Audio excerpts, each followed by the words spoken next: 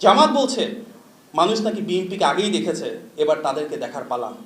কিন্তু দেশের মানুষ ইতিমধ্যেই দেখা শুরু করেছে মধ্যযুগীয় বর্বরতার নামে কিভাবে অর্ধেক জনগোষ্ঠী তথা আমাদের মা ও বোনদের অপমান করা হচ্ছে। আমরা বিশ্বাস করি যে বিষয়গুলো নিয়ে আজ সারা বাংলাদেশ সংক্ষুব্ধ সেটি সঠিকভাবে জানা প্রয়োজন। এই পোস্টটা যদি সত্যি হয়ে থাকে তাহলে আমাদের জন্য সেটি অত্যন্ত দুঃখজনক, হতাশাজনক। সাম্প্রতিক সময়ে এই অপপ্রচার নতুন মাত্রা পেয়েছে এবং সামাজিক যোগাযোগ মাধ্যম ও কিছু অনলাইন পোর্টালকে ব্যবহার করে একটি মহল সুপরিকল্পিতভাবে যুবদলের ভাবমূর্তি ক্ষুণ্ণ করার অপচেষ্টা চালাচ্ছে। বাংলাদেশ জাতীয়তাবাদী দলের ক্রমবর্ধমান জনপ্রিয়তায় ভীত হয়েই একটি মহল পরিকল্পিতভাবে এই মিথ্যা, বিভ্রান্তিকর ও উদ্দেশ্য প্রণোদিত অপপ্রচার চালাচ্ছে।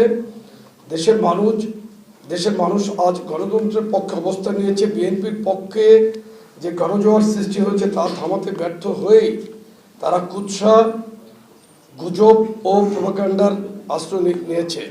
আমরা স্পষ্ট করে বলতে চাই, মিথ্যা অপপ্রচার দিয়ে বিএনপির পক্ষে সৃষ্টি হওয়া গণজোয়ার থামানো যাবে না। জনগণের রায় কাগজে কলমে লেখা কোনো স্ক্রিপ্ট নয়, এটি মানুষের হৃদয়ে লেখা। নির্বাচনকে সামনে রেখে জাতীয়তাবাদী যুবদলকে জড়িয়ে যে অপপ্রচার চালানো হচ্ছে তা কোনো বিচ্ছিন্ন ঘটনা নয়, এটি একটি সংগঠিত অপচেষ্টা। সামাজিক যোগাযোগ মাধ্যম ও কিছু অনলাইন পোর্টালকে ব্যবহার করে যুবদলের ভাবমূর্তি ক্ষুণ্ণ করার চেষ্টা চলছে, যাতে ভোটের মাঠে বিভ্রান্তি সৃষ্টি করা যায় এবং গণতান্ত্রিক পরিবেশকে বিষাক্ত করা যায়। সম্প্রতি পটুয়াখালীর বাউফলে একটি সাধারণ ঘটনাকে কেন্দ্র করে যুবদলকে জড়িয়ে উদ্দেশ্য প্রণোদিত অপপ্রচার চালানো হয়। অভিযোগের সত্যতা যাচাইয়ের জন্য তাৎক্ষণিকভাবে বাউফল হাসপাতালে গিয়ে রোগী মোশাররফ হোসেনের শারীরিক অবস্থা পর্যালোচনা করা হয়।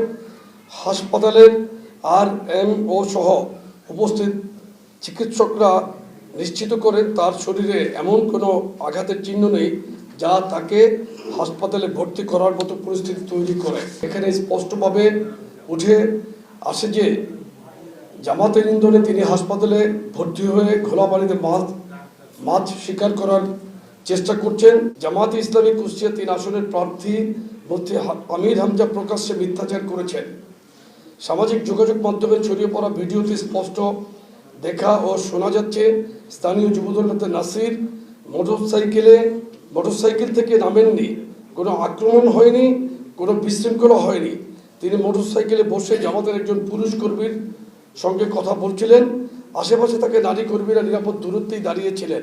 বেলা 11টায় স্থানীয় জনগণের সামনে এই আলোচনা হয়, কোনো অপ্রীতিকর ঘটনা ঘটেনি। কিন্তু মুফতি আমির হামজা নিজের ফেসবুক পোস্ট ও পথসভা সম্পূর্ণ মন গড়া, ভিত্তিহীন ও বানোয়াট গল্প তৈরি করে অভিযোগ তুলেছেন নারীদের উপর হামলা, ব্যাগ ছিনতাই, লিফলেট কেড়ে নেওয়া, এমনকি নিজের মায়ের সঙ্গেও খারাপ আচরণের মতো জঘন্য মিথ্যাচার করেছেন।